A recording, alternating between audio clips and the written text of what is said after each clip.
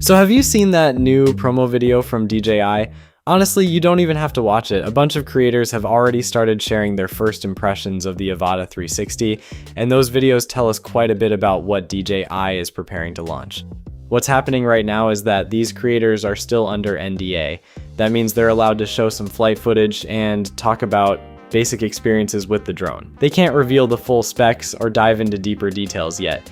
Even though the official launch is scheduled for March 26th, DJI seems to have given them the freedom to start posting early looks. So at this point, most of the surface level information is already out there unless something new shows up right before launch. One thing that immediately stands out in those early videos is the size of the Avata 360. It's clearly bigger than the previous Avata models. That lines up with what earlier leaks suggested. But despite being larger, the drone actually looks slimmer in design. Because of that change in shape, the battery system has also changed. In other words, the batteries from the earlier Avata drones won't work with this one, or vice versa. Another thing people kept asking about was compatibility with goggles. In many of the early videos, you'll see the drone paired with the DJI Goggles N3, but from what creators are saying, it should also work with the Goggles 3. One point that keeps coming up in these first impression videos is the visible stitch line. Since the drone captures 360-degree footage using multiple lenses, the images have to be stitched together. While flying, that seam can sometimes appear in the goggles or on the live flight screen. During editing, it's usually manageable and easier to hide, but when you're actually piloting the drone, that line can still be noticeable. Another thing worth mentioning is the discussion around the camera operation. There has been talk about the drone supporting both first-person view and full 360 capture modes. However, most of the creators focused almost entirely on the 360 viewing experience in their impressions. Only a few briefly talked about the FPV side, which suggests that DJI might be emphasizing the 360 capture capabilities this time around. When it comes to FPV flying, the drone appears to support a few different control styles that we're already familiar with from previous Avata models.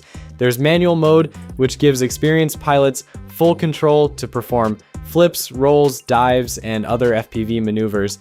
Then there's beginner mode, designed for pilots who want a more assisted flying experience with easier controls. And on top of that, there's also head tracking mode, where the camera responds to the pilot's head movements with the goggles, creating a more immersive way to control the drone's view while flying. Regardless of which mode is used, the drone still relies on DJI's transmission system that's known for maintaining a stable signal. Creators mentioned that the connection remains strong even when flying through dense forests or in challenging weather conditions like snow or rain. Another upgrade that many pilots will probably appreciate is the replaceable lens kit. This addresses a complaint that existed with earlier Avata models. If the lens got scratched in a crash, fixing it wasn't simple. With the Avata 360, the lenses can be replaced by the user. And considering how exposed those lenses are on the drone, scratches are almost inevitable during regular FPV flying. As for the camera hardware itself, the drone is said to feature two 1/1.1 inch square CMOS sensors, each offering 64 megapixels. The lenses provide a very wide 200-degree field of view along with an f1.9 aperture. For stabilization, the drone combines a single-axis mechanical gimbal, which allows tilt adjustments between -60 degrees and +60 degrees, together with 360-degree digital stabilization to smooth out the footage. Flight time is expected to be around 23 minutes, which is fairly solid for a drone designed for FPV plus 360 style flying. The transmission range is reported to reach up to 20 kilometers, and the drone also supports features like active track, quick shots, and return to home. So even though the full reveal hasn't happened yet, these early creator impressions already give a good sense of what DJI is aiming for with the Avata 360, a larger but slimmer FPV drone built around a 360 camera system with replaceable lenses and options that make it accessible for both beginners and experienced pilots.